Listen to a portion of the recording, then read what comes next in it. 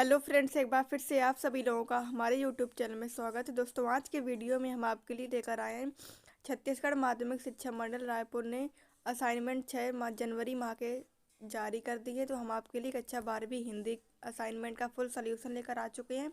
तो वीडियो में लास्ट तक जरूर बने रहिएगा। वीडियो को स्टार्ट करने से पहले अगर आपने अभी तक हमारे चैनल को सब्सक्राइब नहीं किया है तो चैनल को सब्सक्राइब जरूर कर लें और बेल आइकन को भी प्रेस कर लें, जिससे आपको हमारे आने वाले लेटेस्ट वीडियो की नोटिफिकेशन मिल सके। तो चलिए फ्रेंड्स, कक्षा 12वीं हिंदी असाइनमेंट का फुल सोल्यूशन देख लेते हैं।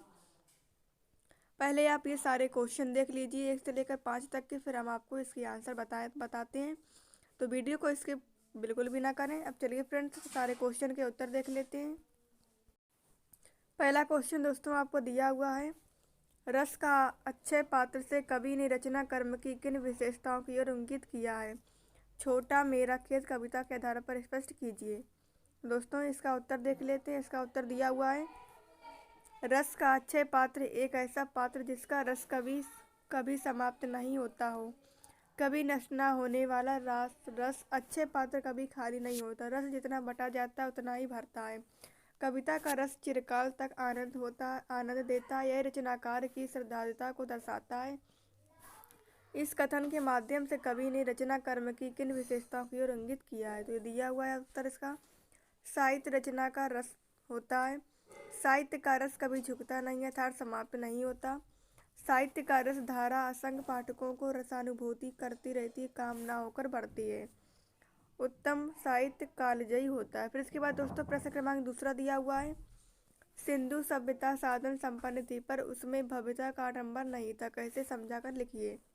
तो इसका उत्तर दिया हुआ है, इस लेख के आधार पर हम कह सकते हैं कि सिंधु सभ्यता साधन संपन्न थे पर उसमें भव्यता का आडंबर नहीं था।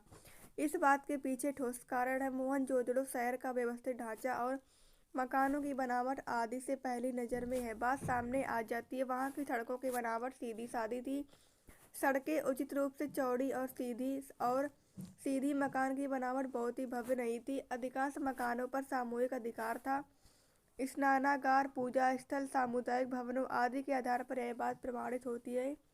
तांबे का उपयोग, कपास का उपयोग, खेती करने का प्रमाण, दूसरे देशों से व्यापार आदि के माध्यम से हमें पता चलता है कि यह सभ्यता हर तरह से साधन संपन्न थी। हड़प्पा संस्कृत में भव्य राज्य परिषद या मंदिर जैसी चीजें नहीं मिलती। इसी के साथ वहाँ ना तो राजाओं से जुड़े कोई भव्य चिन्ह मिलते हैं इसी के साथ वहाँ ना तो राजाओं से जुड़े कोई भव्य चिन्ह में मिलते हैं और ना संतों महात्माओं की समाधियाँ। वहाँ मकान है तो उचित रूप में, अगर मूर्ति शिल्प है तो छोटे छोटे, इसी प्रकार औजार भी होते हैं। लेखक इन्हीं बातों के आधार पर कहता है कि मोहनजोदड़ो सिंधु सभ्यता का सबसे बड़ा शहर ही नहीं था, बल्कि उसे साधनों और व्यवस्थाओं को देखते हुए उससे सबसे समृद्धि माना गया। फिर भी उसकी संपन्नता की बात कम हुई है, तो शायद इसलिए कि उसमें भव्यता का आडंबर नहीं है। ये दोस्तों हो गया आपके प्रश्न क्रमांक दूसरे का उत्तर।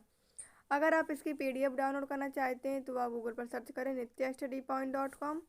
तो वहाँ से दोस्तों आप इसकी पीडीएफ भी डाउनलोड कर पाएंगे। अगर आपने अभी तक हमारे टेलीग्राम ग्रुप को ज्वाइन नहीं किया है तो आप टेलीग्राम ग्रुप को ज्वाइन कर लीजिएगा।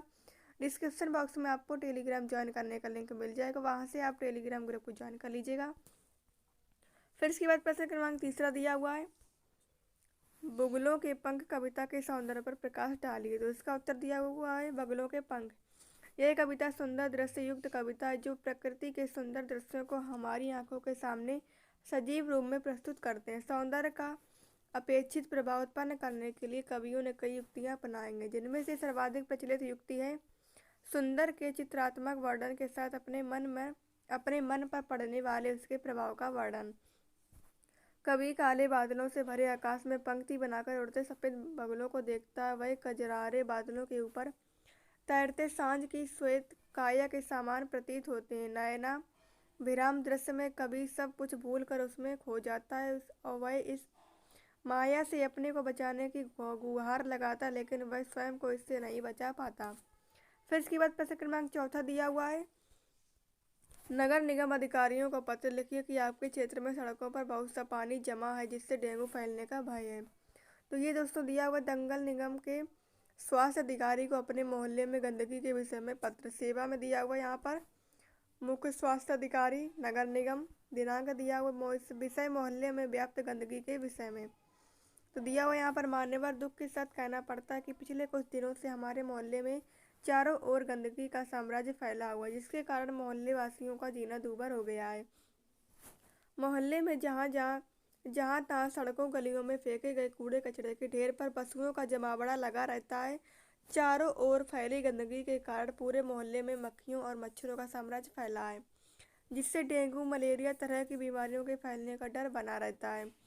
अतः आपसे नम्र निवेदन है कि हमारे मोहल्ले में जल्द से जल्द सफाई करवाई जाए, जिससे मोहल्ले के लोगों का नर्क का जीवन गुजारने से मुक्ति मिल सके। धन्यवाद। फिर इसके बाद दोस्तों 5वां क्वेश्चन दिया हुआ है, सिंधु सभ्यता का सौंदर्य बोध समाज पोषित था, अतीत में दबे पांव के आधार पर समझाकर लिखिए।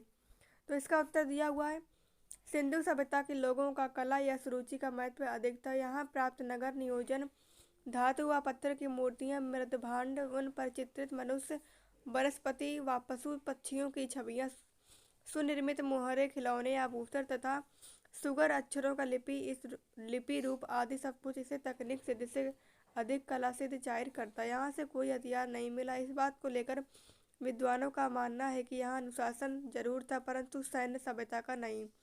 यहाँ पर तंत्र, धर्म तंत्र या राजतंत्र की ताकत का प्रदर्शन करने वाली वस्तुएं, महल, उपासना स्थल आदि नहीं मिलती। यहाँ आम आदमी के काम आने वाली चीज़ों को सलीके से बनाया गया है। इन सारी चीज़ों से उसका सौंदर्य बोध उभरता। इसी आधार पर कहा जाता है कि सिंधु सभ्यता का सौंदर्य बोध समाज पोषित था। ये दोस्तों हो गए आपके प्रश्न क्रमांक 1 से लेकर 5 तक के प्रश्नों के उत्तर। एक बार आप फिर से सारे क्वेश्चन के आंसर देख लीजिए। वीडियो पसंद आया तो वीडियो को लाइक कर लें, चैनल पर पहली बार विजिट कर रहे हैं तो चैनल को सब्सक्राइब जरूर कर लें और अपने दोस्तों के साथ भी शेयर कर दें। वीडियो में अंत तक बने रहने के लिए बहुत बहुत धन्यवाद। Thanks for watching video.